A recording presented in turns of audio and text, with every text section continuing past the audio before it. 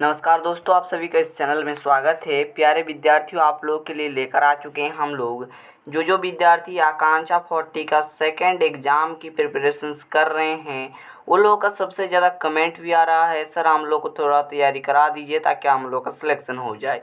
जिस कारण से मैंने सोचा आप लोग को थोड़ा बहुत हेल्प कर देना चाहिए, क्योंकि आप लोग भी अच्छे तरीके से मेहनत कर रहे हो। तो मैंने सोचा आप लोगों को कुछ इंपॉर्टेंट क्वेश्चन बता दिया जाए जो आप लोग के एग्ज़ाम में पूछे जा सकते हैं, ठीक है।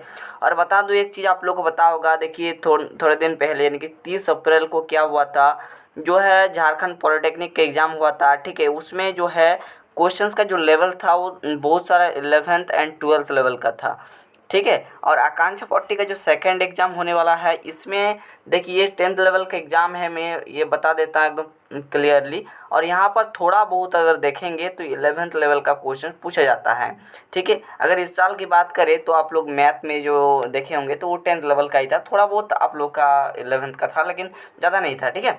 तो ये जो सेकंड एग्ज़ाम हो रहा है, यहाँ पर क्या हो सकता है, थोड़ा बहुत 11th लेवल का पूछा जा सकता है, ठीक है। इस कारण से मैं 11th का यहाँ पर जो मैथ है, मैं थोड़ा बहुत इंपॉर्टेंट क्वेश्चंस आपको बता देता हूँ, जो आप लोग के एग्ज़ाम के लिए काफ़ी ज़्यादा इंपॉर्टेंट जो है वीडियो साबित होने वाला है। और आगे मैं फिजिक्स की तैयारी कराऊँगा, केमिस्ट्री की तैयारी कराऊंगा और आगे 11th की भी तैयारी कराऊंगा, ठीक है। सब आप लोग थोड़ा सा प्यार बरसाए रखिएगा, बस और कुछ नहीं, ठीक है। तो देख सकते हैं पहला क्वेश्चन हमारे पास क्या है। देखिए मैंने इंग्लिश से लिखा है, इसका मतलब हिंदी वाले थोड़ा घबराइएगा मत, ठीक है। मैं एकदम समझा दूंगा अच्छे तरीके से, ठीक है। तो देखो क्या है कि यहाँ पर है इफ़ ए एंड वी, यहाँ पर टू सेट्स है, ठीक है। सच दैट यहाँ पर ए क्रॉस बी यहाँ पर दिया गया, देख सकते हैं एलिमेंट जो है 3,2, उसके बाद 3,4, 5,2, फिर आपका दिया है 5,4।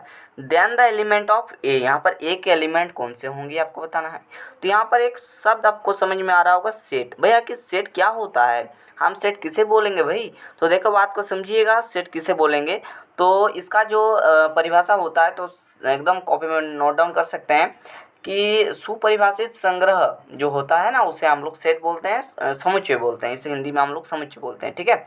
और इसकी जो इंग्लिश की डेफिनेशन है, a well defined collection of object is called set.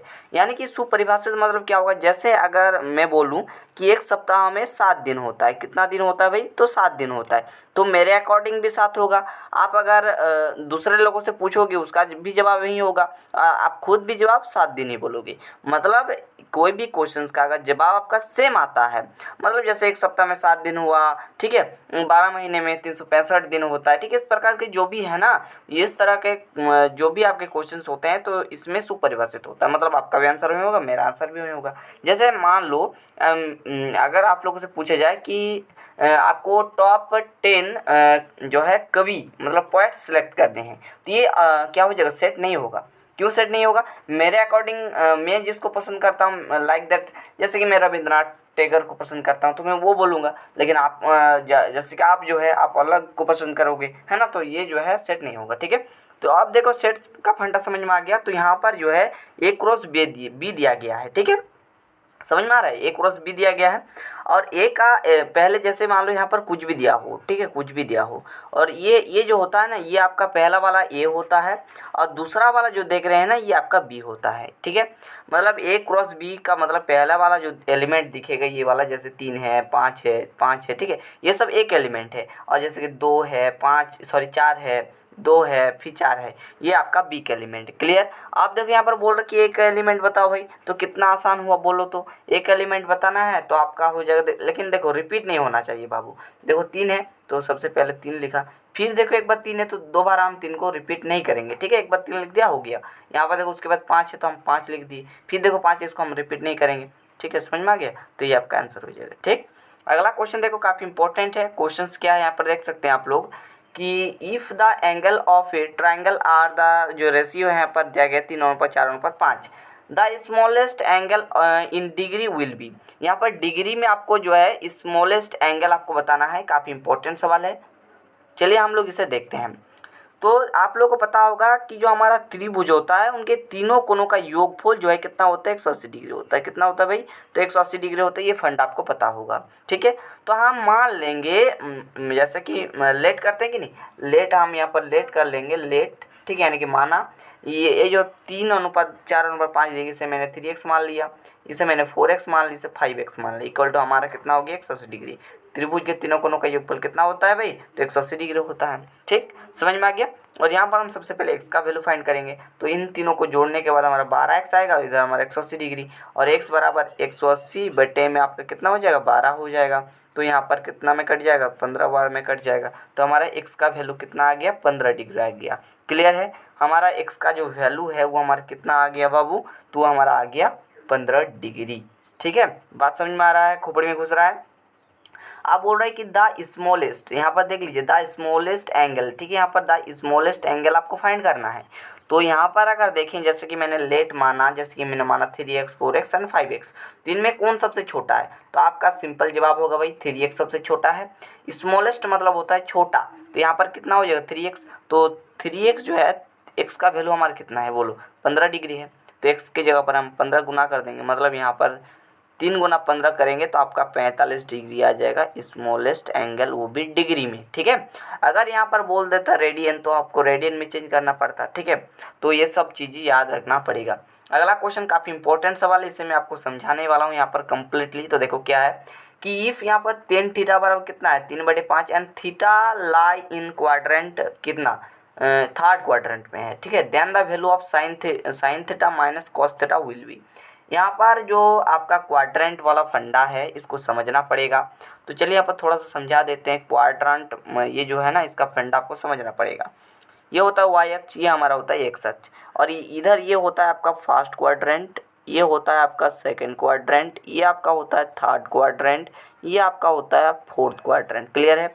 और ये जो फर्स्ट क्वाड्रेंट है ना, इसमें ऑल जो वैल्यू होता है वो पॉजिटिव होता है। ठीक है, ऑल वैल्यू आपका पॉजिटिव में होता है। ठीक है, और जो हमारा सेकंड क्वाड्रेंट है इसमें साइन का और कोसेक का, इसका दोस्त कौन होता है, कोसेक है ना, कोसेक का जो वैल्यू होता है ये यहाँ पर पॉजिटिव होता है, और बाद बाकी आपका जितना भी वैल्यू है भाई सब कुछ क्या होता है, नेगेटिव में होता है।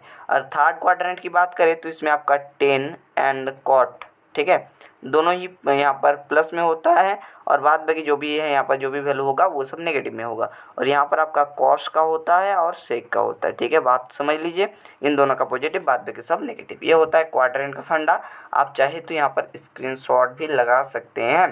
ठीक है, आप देखो क्या बोल रहा है, थर्ड क्वाड्रेंट में, तो मैंने बता दिया कि थर्ड क्वाड्रेंट ये वाला है, उसमें आपका टेन थीटा और कॉट थीटा ही जो है पॉजिटिव में होता है। ठीक है, तो चलिए सबसे पहले समझते हैं। जिस प्रकार से आप लोग 10th में जो है ट्रिगोनोमेट्री पढ़े होंगे तो कोई दिक्कत वाली बात नहीं होगा।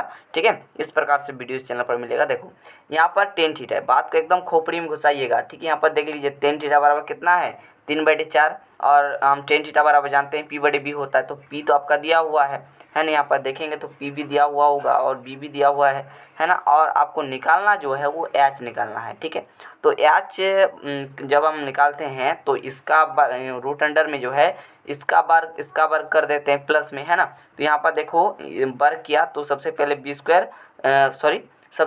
स्क्वायर प्लस में पी स्क्वायर होता है। ठीक है, तो 16 + 9 आपका 25 आ जाएगा, तो इसका वर्गमूल करेंगे तो आपका 5 आ जाएगा। ठीक है, आप देखो यहाँ पर हम वैल्यू निकाल लेंगे, और उससे पहले मैंने क्वाड्रेंट वाला फंडा समझाया। जो क्वाड्रेंट है वो किस में लाई कर रहा है, क्वाड्रेज इन एन थर्ड क्वाड्रेंट। ठीक है, यहाँ पे लिख सकते हैं theta lies in third quadrant. ठीक है, थर्ड क्वाड्रेंट में लाई कर रहा है। नहीं, आप देखो मैं यहाँ पर आपको एकदम एक एक करके समझा देता हूँ। तो देखो यहाँ पर साइन थीटा लिखेंगे, सबसे पहले साइन थीटा हम लिख दिए, और साइन थीटा बराबर हम जानते हैं क्या होता है, P/H होता है। तो P हमारा कितना है, तो देखेंगे 3 है भाई, है ना, इसमें कोई दिक्कत नहीं है, तो 3 मैंने लिख दिया। और H हमारा अभी अभी बाबू टटका आया है तो 5 है, तो 5 लिख दिए। लेकिन मैंने बताया क्वाड्रेंट में जो थर्ड क्वाड्रेंट होता है ये 10 और कॉट यहाँ पर पॉजिटिव होता है, बाद बाकी हर एक का जो वैल्यू होता है, जो भी फंक्शंस है हर एक का नेगेटिव में होता है। ये चीज़ आप लोग खोपड़ी में एकदम दिल दिमाग में बैठा लीजिए, फिट कर लीजिए। ठीक है, तो आप देखो क्या करना है नहीं करना है बता दें। तो यहाँ पर कितना आ जाएगा, नेगेटिव का साइन आ जाएगा, ये पहली बात हो गया। फिर हम कॉस का निकालते हैं, कॉस थीटा का। तो कॉस थीटा बराबर यहाँ पर मैं लिख देता हूँ बाबू कॉस थीटा, है ना। कॉस थीटा बराबर हम जानते हैं B/H होता है। तो B आपका कितना है, 4 है, H हमारा 5 है, और यहाँ पर भी आपका नेगेटिव का साइन आ जाएगा क्योंकि यहाँ पर 10 कॉट ही पॉजिटिव में होता है। इतना फंडा समझ में आ गया भाई, अब कोई दिक्कत नहीं, अब बारी है इन दोनों को घटाने का, बस और कुछ नहीं बाबू, है ना।